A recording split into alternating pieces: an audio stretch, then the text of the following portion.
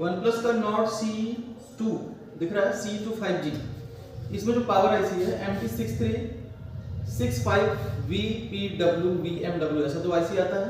तो यहाँ पे ये VMW है। इस आईसी के साथ आपको हमेशा यहाँ पे MTK की 2 आईसी दिख रही है, इस तरह की 2 या 3 आईसी देखने को मिलेगी, जिसका नाम क्या है, देखो बक CPU MT6315OP लगा हुआ है, ठीक है।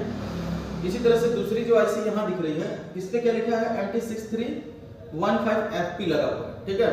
तो इन दोनों के जो बक है वो कैसे, ये मॉडर्न बक है और वो हमारा क्या है, CPU बक है। तो डिफरेंस क्या है दोनों, अगर CPU बक डैमेज होगा, CPU बक डैमेज होगी तो फोन डेड हो जाएगा, और अगर मॉडर्न बग डैमेज होगा तो फोन लोगों पे रिस्टार्ट करेगा, ठीक है। मॉडर्न बग डैमेज होगा तो फोन सेकंड लोगों पे रिस्टार्ट करेगा।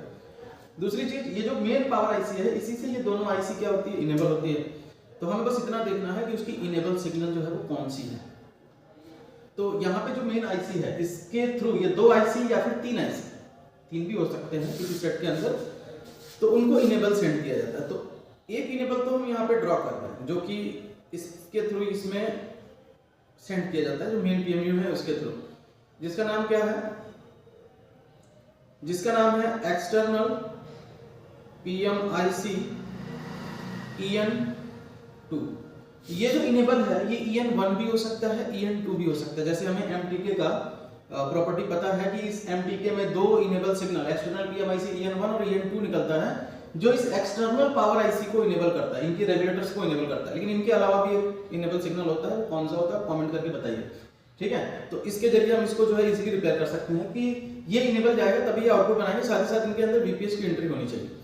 दूसरी चीज, ये तो हम इजीली समझ सकते हैं। आगे जो है हम 10 Pro, यहाँ पे ये जो 10 Pro दिख रहा है जिसमें डबल SDR आ रहा है, दिख रहा है ना, 2 SDR 735 है, सिंगल तो रिपेयर हो नहीं रहा, डबल पता नहीं कैसे करेंगे।